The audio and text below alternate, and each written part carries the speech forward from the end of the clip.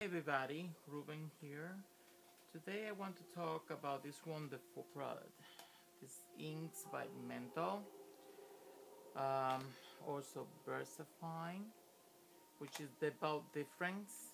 This is a dye-based one, and it's good to work with your alcohol inks or your carpets, alcohol markers.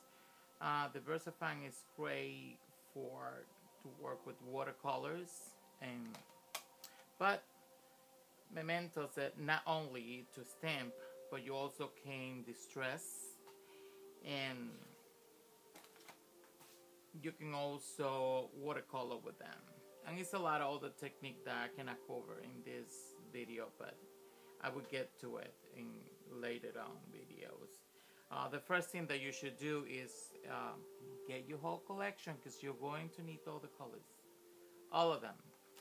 And you will need to buy watercolors, you will need to buy distress ink. You have everything in it. If you have these two, you got everything. So it's always good to register what you have so you don't buy doubles and you build up your collection. This is the VersaFine. It comes in 12 different colors, and this is really, really good when you're doing watercolors. So of course, I stamp first in VersaFine, and then I do all kind of techniques with the Memento. They come in 36 color, I think, but I only have 28. So eventually I will complete my collection. And as you can see, to have an idea when I'm using it, I stamped it first, and then I kind of use one of the art. You can use any brand you have. A stencil to use the little circle, so I kind of get the pure color and how it will look, just to have an idea how it will look distressed. You can see in there, right? The whole color, distress, stamp. The quarter color is, it's only so much you can do with a little square, but that's just to get you an idea. So let's get to it.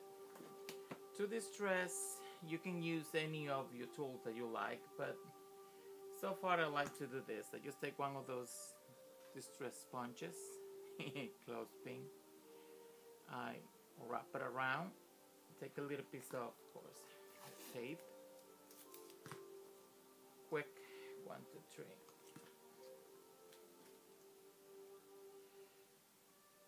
Wrap it around the width one first, and then I twist it with the tape. Twist it again, and wrap it around with the tape. Like this is give me like a dauber kind of surface. You really don't want any hard edges. So to show you how simple and easy it is to distress with this, we can use, let's use this stencil. Right there. Let's use this, doesn't matter. So this is a watercolor paper, 140 pounds. So normally you want to have control of the ink, so I like to put a little bit in a block, or it can be a ceramic dish or something like that. Picked up some of it, not too much. You want to have control of it because this ink is very strong. Start in the plastic and then gently go around, soft. Don't make too much pressure, because then it's not gonna come out the same. You want that soft look. So I always like to get like maybe a side to create a shade or something. Look how pretty that look. Huh? Can you see there? Yeah. So you can also stamp, dab when you do it like an stencil. So you create a different look.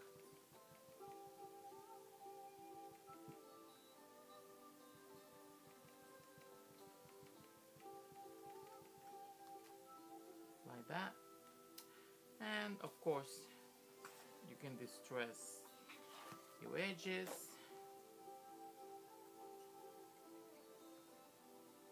Just the same like you would do with any distress ink in the market. So the only difference, this is a little more permanent. It doesn't react to water, so once my work is done, I really don't want it to react with water. I want it to be more permanent. So anything that you need to be distressed, this can do it easily. See? Anyway, you can also watercolor. And I'm gonna show you how. You can create so many different things, forget it. It's no ending. It's a lot of it. Like sometimes, like for a rose, I like to create maybe like a shade first with a gray color.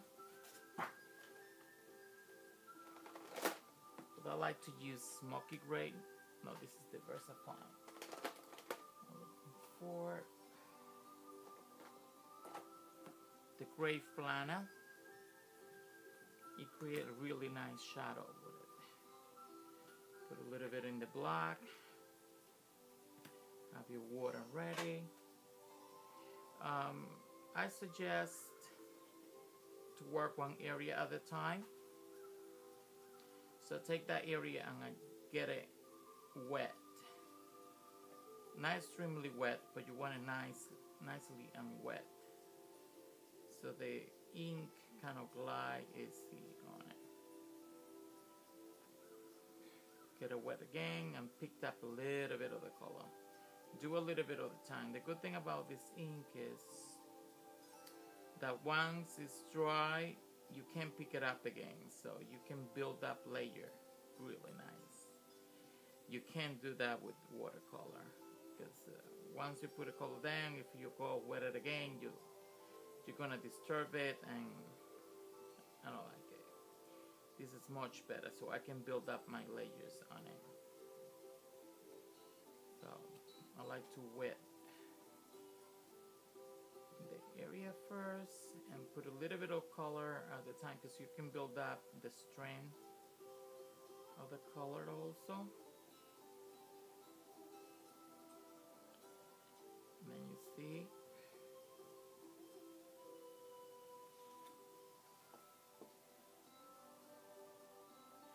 And you don't have to really wait until it dry. You can right away get your color that you want to work with. Working, for example, in this pink rose. I already did a little bit of shading, the gray. Put a little bit of color in my block, and this will last you forever. It's like, if you're really a beginner in this, don't go and buy a whole bunch of products. Buy the whole collection of Mementos and diversifying, and you can do everything with it. So, by the way, I'm working with the Stampendo stamp, which is the only one I work. I love them. They're so good. They're delicious. Always start in the part that you want the most of the color to be. Also, it's a good idea to wet the area first. So I go a little bit at a time. Sometimes you want to create like little lines to give a sense of direction.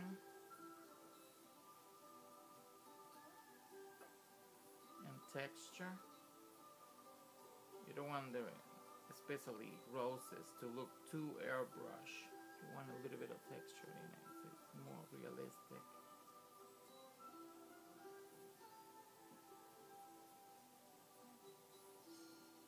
Another thing that I like to do, because there's so many techniques that you can do with this, like forget it. It's endless. It's impossible to pull it all in one video. Is to create like rustic paper or any other one. You can create leather paper, or you can create a lot of those. And you can work also with corrugated paper, with watercolor paper, multimedia paper. So if you're working with watercolor paper, you want to work with the rough side better. So to create rusty look, you get the whole area or the whole paper if you want. I'm just gonna work in an area so it will not take too long. And you want to start with the lightest color. Well, normally I like to start like with a peanut butter brittle or some kind of yellow. So then put it in the block, get it in there, and just randomly, don't create no pattern, just let it go randomly, just like smoke. Yeah.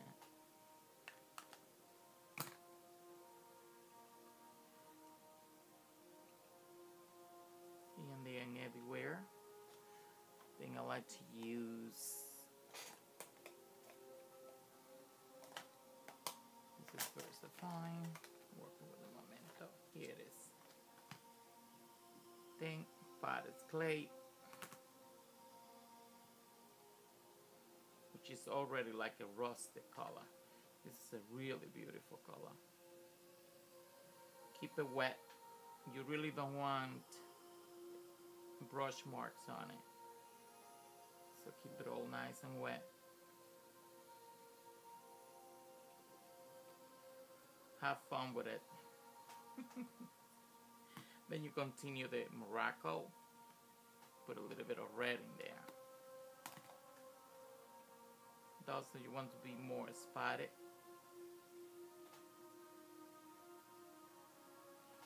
Then last but not least, the rich cocoa.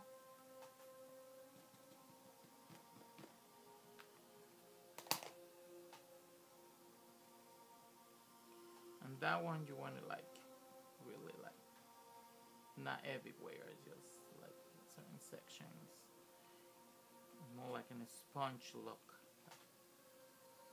You can dab it with a brush. You can also use a sponge actually to do this. When you build up of your color, you get this. This also have the embossing part on top of it to give you a little, like a nicer touch. I like to put a little bit of copper first. This is copper by Estampandis. And this is a spoonful of rust. This is so delicious. Que rico. Me encanta. So, look how pretty look. Wanna see how we look in a card? Ta-da! It's not that pretty. Look at this. This is the corrugated paper with the effect. It's the piece of rusty paper. This is a stamp by Estampandis that also did the watercolor effect with the Memento. A little bit of glossy accents, just here and there and everywhere. So this also was made with the watercolor technique with the Memento, and also did a little bit of distress around it to give it a little bit of depth. Pretty, right? So I hope you enjoy this little moment with me on learning the watercolor technique. I'll be coming with a lot more videos of all the craziness I can come up with. Hope to see you soon. Bye bye. Make sure you get your Memento in